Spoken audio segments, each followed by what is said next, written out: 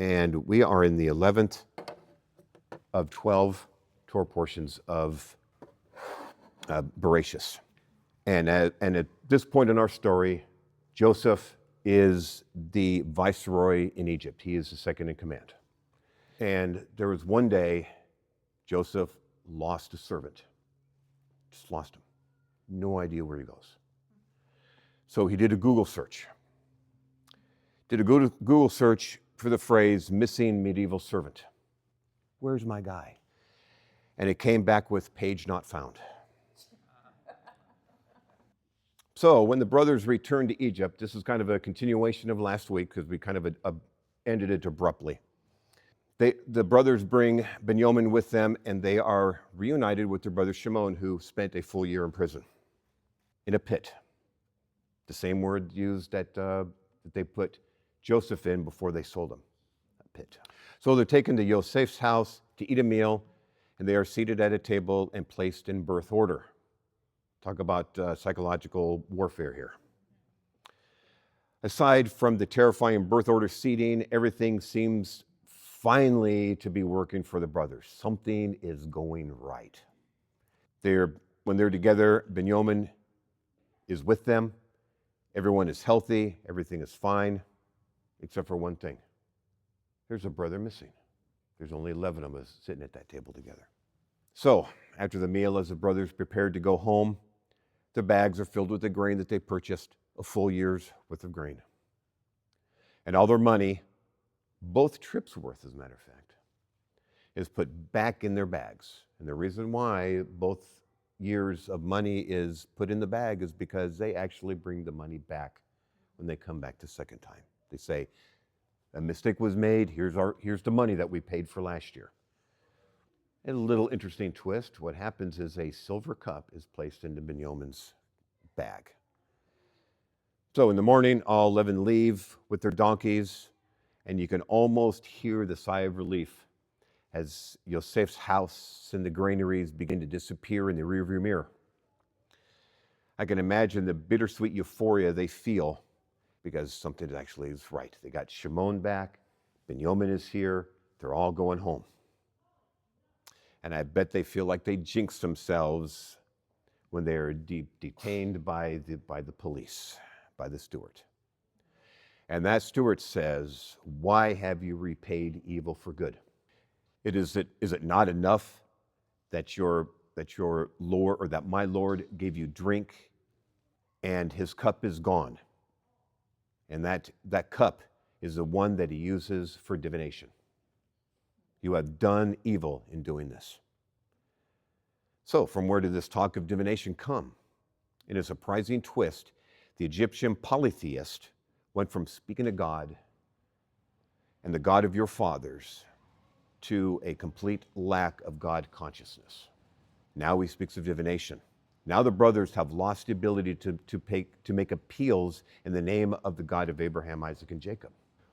One of the brothers says, "Whichever your servant is found with the cup shall die, and we also will be my Lord's servants."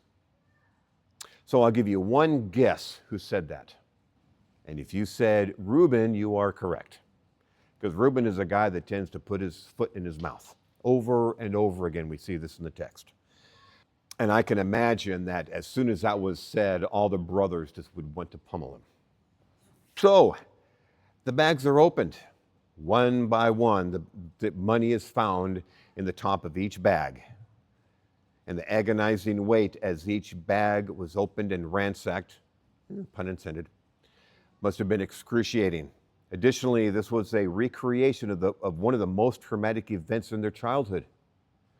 And this was when Laban overturned all their carts and their bags looking for his teraphim, which also was a tool for divination. How horrifying to discover that the silver cup was found in Benjamin's satchel, the one brother that they needed to bring back home. So this gives the sons of Leah, an option that will save their necks. Like mother, like son. Here we have Rachel, the illegitimate wife of their father, was a thief, stealing an item of divination. And now we have her son, Benjamin, who appears to be guilty of the same crime. So it's a perfect opportunity to rid themselves totally and to separate themselves from Rachel and that side of the family. They could say, yeah, we're brothers, but not with the thief. In fact, that whole side of the family is thieves and self-serving jerks. Judah, however, steps in and weaves a great story. And that's how our Torah portion begins today, is with his speech. Now, his speech is full of half-truths, but it does the trick. Because the only way out of this situation is the one he chooses. And he says, take me instead of my brother Benjamin. And because what it shows to Joseph is the reason why he was sold into slavery no longer exists. The brothers are brothers. Judah takes responsibility for Benjamin.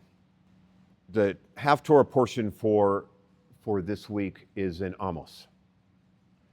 But the rabbis had another choice. And that choice comes from 1 Kings. And what I'd like to do is read a little portion of 1 Kings. And what this is the end of Shlomo's reign. And we have Rehoboam and Jeroboam kind of vying for leadership. So during this period, when Jeroboam had gone out from Jerusalem, the prophet Ahiah from Shiloh spotted him traveling. Ahiah was wearing a new cloak, and the two of them were alone in the open country. Ahiah took hold of his new cloak that he was wearing and tore it into 12 pieces. Then he said to Jeroboam, take 10 for yourself.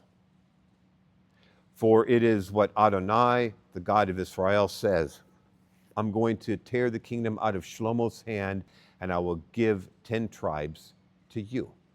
But I will keep one tribe for the sake of my servant David, and for the sake of Jerusalem, the city I have chosen from the tribes of Israel. I will do this because they have abandoned me and worship Ashtaroth, the goddess of Sidoni, Chemosh, the god of Moab, and Milcom, the god of the people of Ammon. So he tears his garment into 12. He gives 10 to Jeroboam. And how many? 1. Yeah. Why 1? And I think because it ties to this Torah portion. By Yehuda taking responsibility for Benjamin, they are tied together. And as a matter of fact, the holy place, the Temple Mount, is located in both tribes. Almost all of it is located in Yehuda, but the holiest place is on the other side of the line of demarcation between the two tribes. So even the holy place is in Yehuda, but the Kodesh Kadoshim is in Benjamin.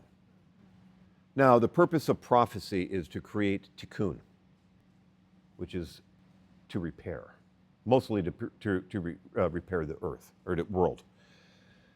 And the dreams and the events between Yosef and his brother are no different.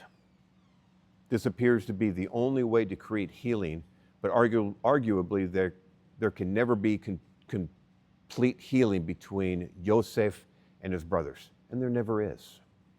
Similar to adopted children or children taken from their homes by DCF, the relationship are forever broken, and the closeness can never be regained.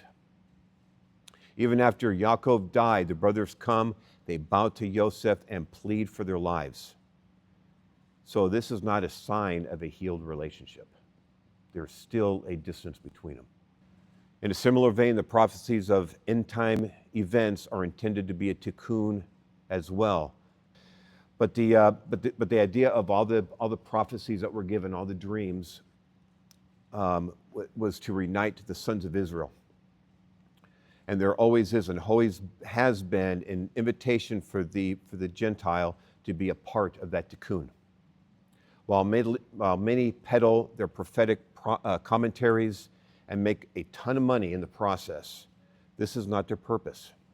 Almost all prophecies are conditional and are therefore not guaranteed to happen.